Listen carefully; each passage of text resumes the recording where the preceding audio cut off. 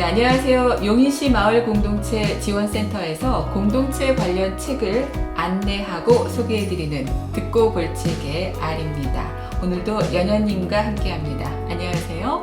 안녕하세요, 아리님. 오늘 듣고 볼 책 선택한 책은요, 김태훈님의 시민을 위한 도시 스토리텔링입니다.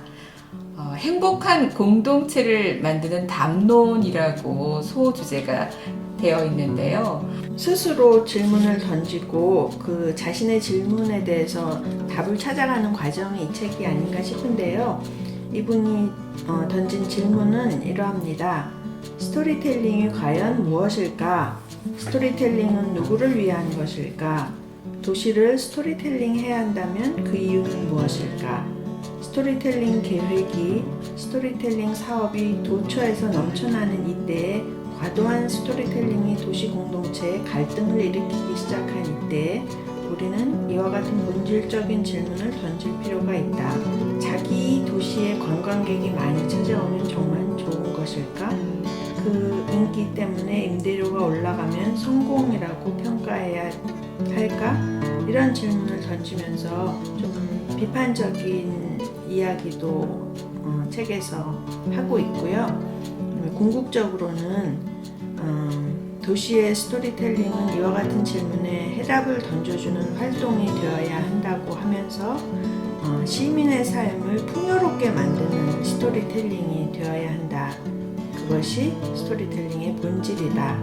이렇게 얘기하고 있습니다. 인간은 자기 존재에 대해 질문하는 유일한 동물이다 라고 하는 부분이 있더라고요. 네, 그것이 이제 스토리텔링이 이루어지는 그 근본적인 이유라는 거죠. 우리의 뿌리가 어디에 있는지, 우리는 지금 왜 여기에 있는지, 앞으로 우리는 어디로 가야 하는지 끊임없이 질문하며 살아갈 운명을 짊어지고 있는 게 인간이고, 이런 그 인간의 속성 때문에 사실 도시도 만들어지고 문명이 형성되고 문화가 번창하고 뭐 이렇게 됐다는 거죠. 그런데 어쩌다가 스토리텔링이 이 모양이 됐을까라고 또 질문을 하고 있거든요. 이 모양이라는 것은 무슨 뜻일까요? 시민들을 분열시키고 또 자기 도시를 좀 부끄럽게 만든 어떤 상업적인 여러 가지의 일련의 상황들. 그렇죠. 그러니까 상업을 위해서 억지로 만들어내는 도시의 스토리텔링은 네. 사실 진정한 도시 스토리텔링이 아니다. 네. 그 얘기를 하고 있는 것 같아요. 책에서 굉장히 인상 깊었던 부분들이 몇 가지가 있었는데요. 1800년대 중반 뉴욕이 어떻게 만들어졌는지 그 얘기가 나와 있는데, 근데 이 뉴욕이 지금의 뉴욕과는 너무 다르잖아요. 세계 이민자들의 거대한 집합소, 엄청난 갈등도 불가피했는데, 그때 이주민들 사이의 주도권 다툼이 서로 피를 뿌리는 전쟁이었다 이렇게 얘기를 하면서 그중 대규모 도시공원이 필요하다고 주장한 언론인이 있었다. 이 공원 아시죠? 네, 센트럴 파크. 그렇습니다. 네. 센트럴 파크. 그런데 이 언론인이 윌리엄 브라이언트라는 사람인데, 지금 공원을 만들지 않으면 100년 후 뉴욕은 같은 넓이의 정신병원이 필요할 것이다. 이렇게 주장을 한 거예요. 이 공원을 통해 도시를 치유하고자 했던 믿음이 이어지고 있다. 네, 뉴욕의 센트럴 파크가 단순한 공원 그 이상의 가치를 갖는 이유가 여기에 있지 않을까. 그렇죠. 뉴욕의 센트럴 파크가 만들어내는 그 스토리는 정말 무궁무진한 것 같아요. 저는 그 콜롬비아의 수도 보고타 이야기가 인상적이었어요. 20세기 말에 이 보고타는 그야말로 생지옥이라는 평가를 받았었는데요. 살인, 범죄, 교통사고, 납치, 암살 등등 굉장히 위험한 도시였는데 1997년에 엔리케 페날로사가 시장에 취임하면서 모든 것이 바뀌기 시작했다고 합니다.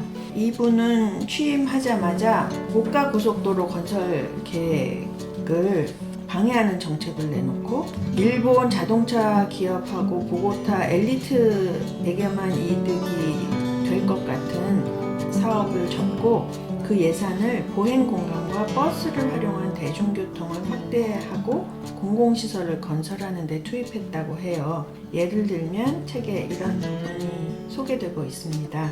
빨간색의 섹시한 디자인으로 무장한 트랜스밀레니오 버스 시스템을 완성해 교외 슬럼가와 도심 간의 이동을 편리하게 했고 버스 이용자들이 자가용 이용자들에 비해 주눅들지 않도록 했다.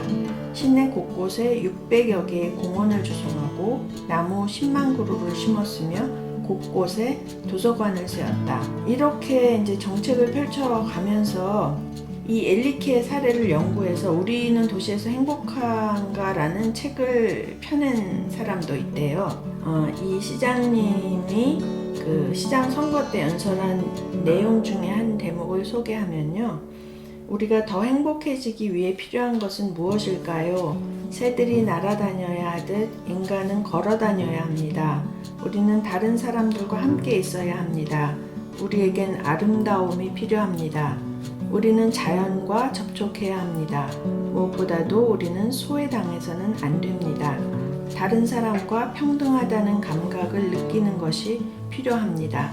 이렇게 얘기하면서 도시에서 그런 삶이 가능하도록 그 도시 공간을 그렇게 만들어 갔는데 이런 공간이 도시 공동체의 구심점 역할을 할 수 있게 되고 이렇게 빚어지는 모든 과정이 도시의 스토리텔링이 되고 도시 스토리텔링의 결과물이 또 바로 도시 공간이 되는 이 부분이 인상적이었어요.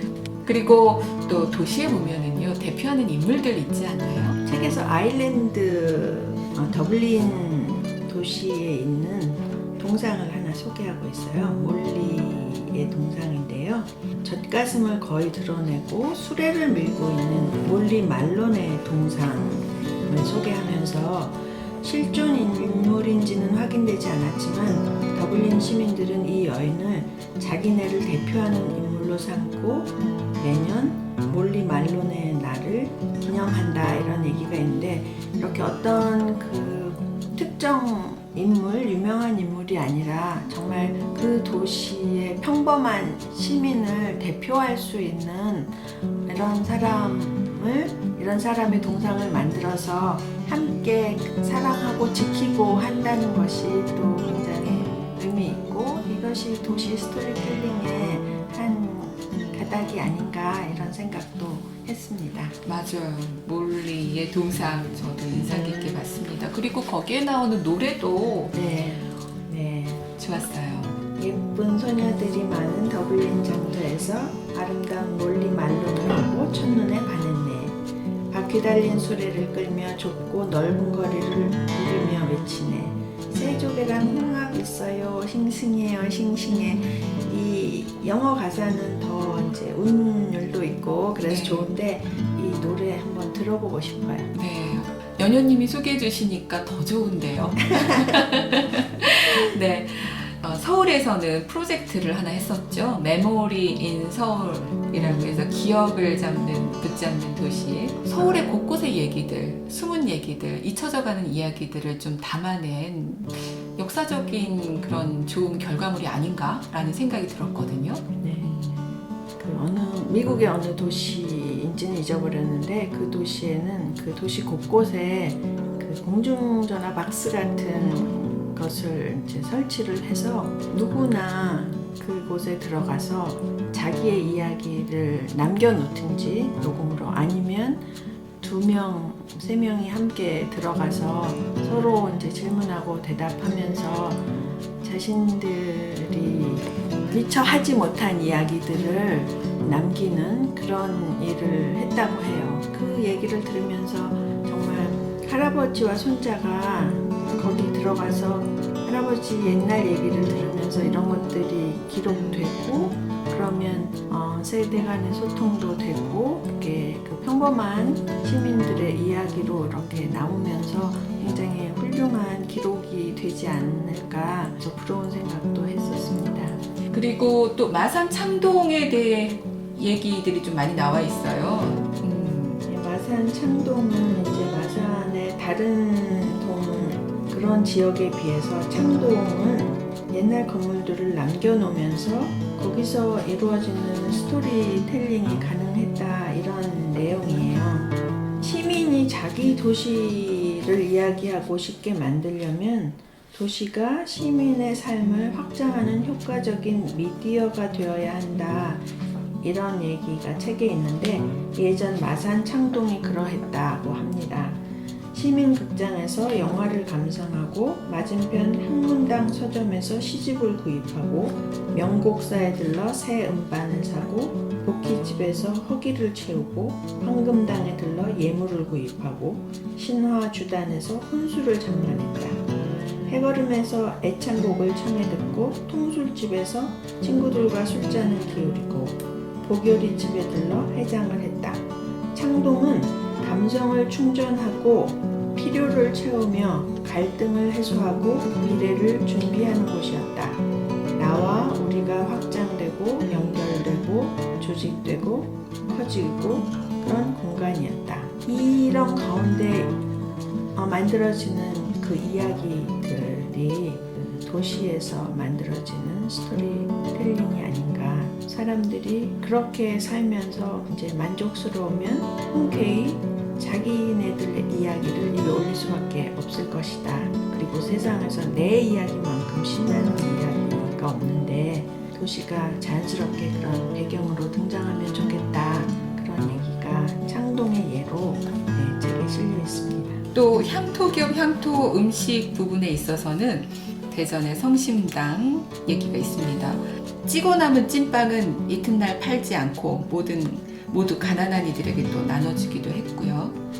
이렇게 이제 착한 일을 계속하고 매달 기부하는 빵이 어느새 4천만 원어치에 달하기도 했고 중간에 또 화재도 있었네요. 네, 직원들뿐만 아니라 그 주민들도 많이 도왔다는 것 같아요. 그래서 2016년에는 60주년 되는 기념 전시회를 했는데 이때 모토가 나의 도시, 나의 성심당이었다고 해요.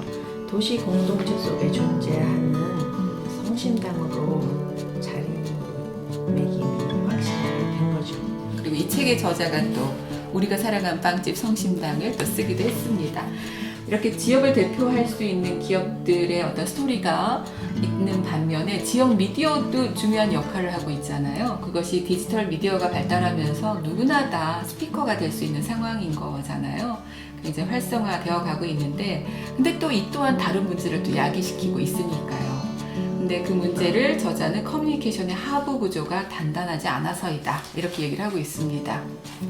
커뮤니케이션 하부 구조는 첫 번째는 커뮤니티 스토리텔링 네트워크를 얘기하고 있어요. 커뮤니티 스토리텔러들이 연결된 상태가 이제 네트워크인데 지역 주민과 지역 미디어 그리고 지역 단체 모임이 커뮤니티 스토리텔러고 이 셋을 잇는 삼각형이 커뮤니티 스토리텔링 네트워크라는 거죠. 커뮤니케이션 하부 구조를 이루는 두 번째 요소는 커뮤니케이션의 행위 맥락이라고 하는데 이 행위 맥락이라는 것은 다른 게 아니라 네트워크가 어떤 구체적인 환경 안에서 서로 연결되면서 이야기를 만들어 가야 하는데 동네 이야기를 할 수 있는 그런 환경 구조, 이것이 이제 하부 구조를 이루는 또 하나의 토대가 되는데 이것이 아직은 조금 단단하지 못해서 지역의 스토리텔링이 아직 제대로 이루어지고 있지 않은 것 같아요. 자, 이렇게 스토리텔링, 시민을 위한 도시 스토리텔링 마지막까지 한번 쭉 와봤는데요. 스토리텔링이 만들어내야 하는 것은 그럼 뭘까요?